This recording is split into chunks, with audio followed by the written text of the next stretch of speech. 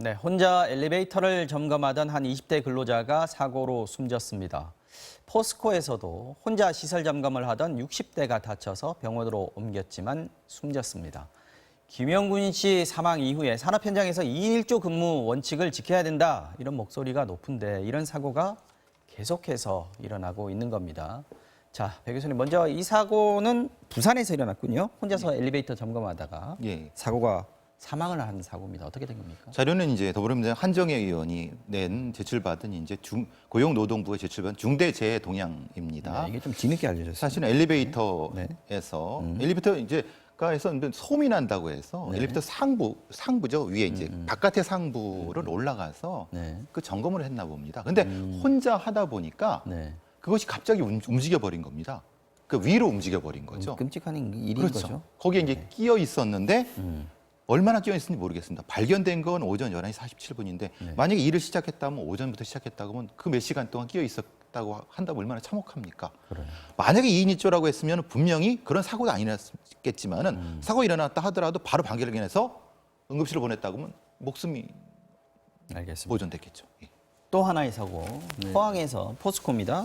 60대가 숨졌는데 이분은 정년을 한 2달 정도밖에 안 남겨놨다, 이런 얘기여서 더 안타까운데요. 예, 어제 새벽에 이제 2시가 넘은 시간에 부상을 입은 채 발견이 됐는데 결국 목숨을 잃었거든요. 근데 이분 같은 경우는 이제 제철소에 그 용광로에서 쇳물을 녹일 때 쓰는 코크스라고 석탄 가공물이죠. 네네. 연료가 있지 않습니까? 그 연료를 옮기는 뭐 수레 같은 장치에 끼어서 팔에 부상을 입으신 겁니다.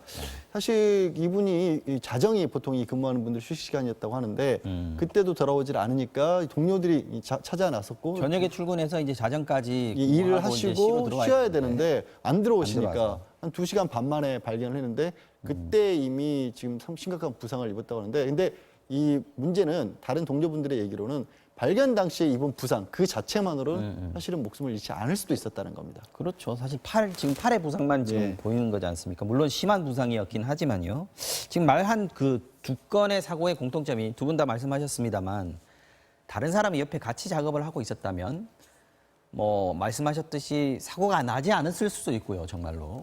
근데 혹시 사고가 났더라도 바로 뭐 이렇게 구급차를 부른다든지 다른 사람을 부른다든지 아니면은 뭐 엘리베이터를 다른 반대 방향으로 작동시킨다든지 이런 방법으로 살 수 있는 가능성이 훨씬 더 높아지는 거 아니겠습니까? 이게 좀 문제예요. 그렇죠. 네.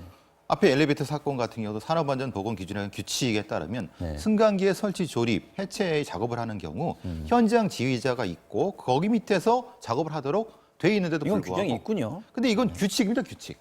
말하는 규칙이란 건 법이 아닌 거거든요. 만약에 이걸 어겼다 하더라도 이게 뭐 벌금이 나옵니까? 징역이 됩니까? 그 부분인 거죠. 포스코 같은 경우도 그렇다고 합니다. 이게 그거 근무 수칙입니다. 근무 수칙이 바뀌었기 때문에 이런 문제가 발생했다는 거죠. 원래는 2일조 근무 수칙이 있었는데 예, 그렇죠. 없앤 지가 좀 됐더라고요. 됐으면서 혼자 나가셨기 때문에 이런 비극이 생긴 거죠. 이게 지금 나홀로 작업이라는 게 뭐 지난번에 김용균 씨 사망 사고가 있었지 않습니까? 이때 나왔던 얘기예요, 사실은. 예, 그리고 구의역 김군 사망 사건 때도 왜 그 스크린도어 수리를 혼자 가서 하게 했냐 하는 부분이 있었는데 이게 지난번에 김용법 제정되면서 여기서 다 해결된 거 아니냐 이런 생각을 하시는 분들이 많은데 그게 아닌 모양이죠. 그렇죠. 많은 분들이 사실 김용균 씨의 어머님이 국회까지 찾아가서 이 법만은 만들어 달라고 그렇게 눈물을 흘리시는 모습 많이 기억을 하실 거예요. 그래서 산업안전보건법이 개정이 됐기 때문에 2인 1조가 의무화됐다라고 생각하시는데 네. 아닙니다. 사실 2인 왜 1조에 그런 관련돼서는 많은 어떻게 보면 이제 이게 계약자의 원칙을 너무 심하게 침해한다라는 그런 야당 측의 주장이 있어서 포함이 안 됐고요. 도급을 주는 것들, 그러니까 위험한 장소들 있지 않습니까? 이렇게 뭐 2인 1조 근무를 하지 않으면 안 될 만큼 컨베이어 벨트 같은 거 있다든가 위험 물질을 나르는 곳들은 이 도급을 주지 못하도록 하는 것도 좀 원래는 포함을 시키기로 했었는데 막상 문제가 됐던, 그러니까 김용균 씨가 사망했던 작업장마저도 그 범위에 포함되지 않았습니다. 맞아요. 그때 김용균법이 김용균에게는 해당 안 된다 이런 얘기가 그런 있었어요. 아이러니가 있었던 거죠. 그래서 사실 누더기 법으로 통과가 된 겁니다. 조금 더 손을 봐야 될 상황이 된 것 같습니다. 그죠? 그리고 이 포스코 같은 경우에 이번 뭐 2인 1조 의무화 이거랑 상관없이 포스코에서는 사망사고가 워낙 지금 많이 일어나고 있어요. 이게 그러니까요. 지금 문제네요. 지난 4월에 민주노총, 한국노총, 시민사회단체가 주축이 돼갖고 산재사망대책 공동 캠페인단이 선정한 최악의 살인 기업이 포스코 건설이고요. 3위가 포스코입니다. 네. 예, 이게 어떻게 됐냐면은 포스코만 해도 작년에 노동자 10명이 사망했고요. 10명이나 사망. 포스코 건설에서 작업장 건설에서. 10명이고 포스코에서는 5명입니다. 네. 올해만 4명 사망하셨고요. 포스코에서 올해 4명. 예. 근데 사실은 이게 뭐 아시겠지만 지난 1월에 질소 누출 사고가 있었죠. 하청 노동자 4분이 사망하신 사건도 바로 거기고요. 네. 거기서 특별 관로 감독을 실시했는데 사람안전보건 위반 사항이 무려 414건이나 414건이면 뭐 거의 1년 내내 그냥 안 지켰다는 얘기네요. 그냥 그 공장 자체가 그냥 다 위반이라는 거죠. 왜 이게 좀 안 고쳐지고 있는 건지 이것도 좀 궁금합니다. 포스코에서 이 상황을 모를 수도 없는 것이고 우리 또 당국에서도 이 상황을 너무나 잘 알고 있지 않겠습니까? 그럼 이걸 고칠 수 있는 방법이 있어야 될 것 같은데 이게 지금 변호사님 이게 안전사고 지금 계속 일어나고 있습니다. 네. 잠원동 철거 건물 붕괴 사고도 있었고요. 이게 지금 이런 안전사고들이 왜 자꾸 일어난다고 근본적인 게 뭡니까? 사실 결국 돈 때문이라고 그냥 말씀을 드릴 수밖에 없어요. 그러니까 다른 예로 들 수도 있겠지만 우리나라에서 이게 사고가 일어났을 때 손해배상을 해줄 때 손해배상할 때 당시에 사고를 입은 사람의 사고 당시에 소득을 기초로 해서 손해배상 액수를 결정합니다. 네. 그러다 보면 어떤 일이 벌어지게 되냐면 기왕이면 정규직보다는 비정규직, 기왕이면 원청의 본사보다는 보급을 줘서 보상도 덜 해줄 수 있다. 하청업체 손해배상 액수가 많이 줄어드는 겁니다. 그러니까 위험한 일일수록 급여가 올라가는 게 아니라 위험한 일일수록 급여가 낮은 사람이 하게 되는 이 모순이 생기는 겁니다. 거기에 더해서 그러다 보면 이제 정규직 설령 이제 본사에서 맡더라도 가능하면 인력을 좀 줄이는 이것도 돈 때문이죠. 2인 1조 근무해야 될 거 두 사람 될 거 한 사람을 하는 것. 이게 말씀드리기 참 뭐 원망스럽지만 돈 때문에 벌어지는 사고들입니다. 목숨이 비용으로 취급되는 그런 그렇죠. 상황인 거지 않습니까? 지금 이 법을 어겼다고 해서 지금 이 법을 어겼을 때요. 산업안전보건법상에 포스코 지금 여기서 받을 수 있는 처벌이 10년 이하의 징역 1억 원 미만의 벌금인데요. 그냥 판례상으로는 그거밖에 안 실형은 안 나옵니다. 네. 벌금 정도 몇 천만 원 나올 겁니다. 사람 하나 목숨을 했는데 포스코라는 법인이 받을 수 있는 게 몇 천만 원 정도? 기껏해야 1억입니다. 지난번에 김영국법 통과될 때 그걸 10억으로 올린다고 했을 때 야당의 모 의원이 그 극구 말렸던 거 우리가 다 기억하시는 형태가 된 거거든요.